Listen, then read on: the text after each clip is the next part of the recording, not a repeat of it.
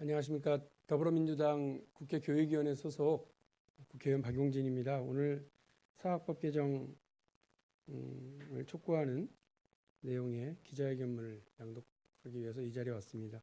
점심시간 직전인데요. 빠른 속도로 읽고 갈 수 있도록 하겠습니다. 사학법 개정으로 사학비리의 뿌리를 뽑아야 합니다. 사학비리는 파도 끝이 없습니다. 사학비리에 반복되는 이유는 사립학교법의 부실로 인한 솜방망이, 셀프 징계의 한계 때문입니다. 사학비리의 깊은 뿌리를 뽑기 위해서는 사학법을 개정해야만 합니다. 최근 언론에 보도된 이규태 일광학원 회장의 행태는 사학비리의 전형이나 다름없습니다. 자신이 사실상 소유하고 있는 초등학교의 돈으로 자택 공사비를 지불하려고 했고 스마트 스쿨이라는 명목의 사업으로 비자금을 조성하려 했다는 의혹까지 제기됐습니다. 마치 학교의 돈을 자신의 쌈짓돈으로 생각했던 겁니다. 해당 초등학교는 6년 전 서울시 교육청의 감사에 적발된 바가 있습니다. 당시 감사 결과 보고서에는 교비 처리를 불투명하게 했고 이규태 회장이 권한도 없이 학사 업무에 개입했다는 내용이 담겨져 있습니다. 하지만 교육청의 감사에도 학교는 달라지지 않았습니다. 6년 전과 유사한 비리는 또다시 행해졌고 교육청은 지금 또다시 해당 학교에 대한 감사를 진행하고 있습니다. 감사에 적발되고도 또 비리를 저지르는 사학재단은 이곳뿐만이 아닙니다.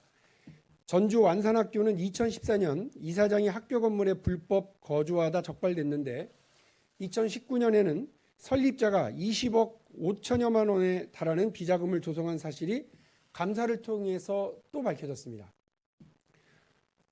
서울 외고 청숙학원은 2006년 설립자가 재단 돈 24억 원을 빼돌렸다가 징역형을 선고받았는데도 2011년에는 아들이 12억 8천만 원을 빼돌린 게 드러났습니다. 다시 읽겠습니다. 서울외고 청숙학원은 2006년 설립자가 재단 돈 24억 원을 빼돌렸다 징역형을 선고받았는데 2011년에는 그 아들이 12억 8천만 원을 빼돌려 개인 빚을 갚았다고 합니다. 이처럼 사학비리가 끊임없이 재발되는 이유는 감사에 걸려도 셀프 징계와 솜방망이 처벌에 그치는 현행 사학법에 그 원인이 있습니다. 서울시 교육청이 제출한 시도교육청 초중고 감사 이행 현황 자료를 보면 최근 5년간 260건의 감사를 실시했고 74건의 징계 처분이 내려졌습니다. 그 74건 가운데 19건이 경감 이행, 11건이 미이행으로 약 40% 정도가 교육청의 처분보다 경감되었거나 미이행된 것으로 드러나고 있습니다. 학교 현장에서 비리를 저지르다 걸려도 버티고 징계 처분이 내려져도 무시하는 겁니다. 이쯤 되면 사학의 자율성 보장 문제를 넘어서서 사립학교법의 부실이 사학 범죄를 조장하고 있다고 해도 과언이 아닙니다.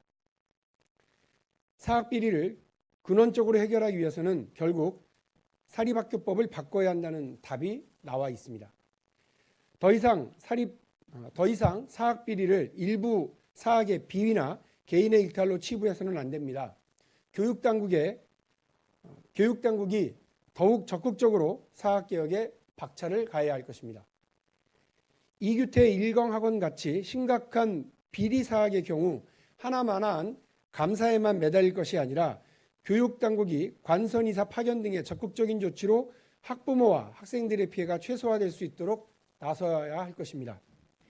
저는 사학비리의 구조적인 문제 개선을 위해 지난 6월 17일 사학혁신법을 발의한 바가 있습니다.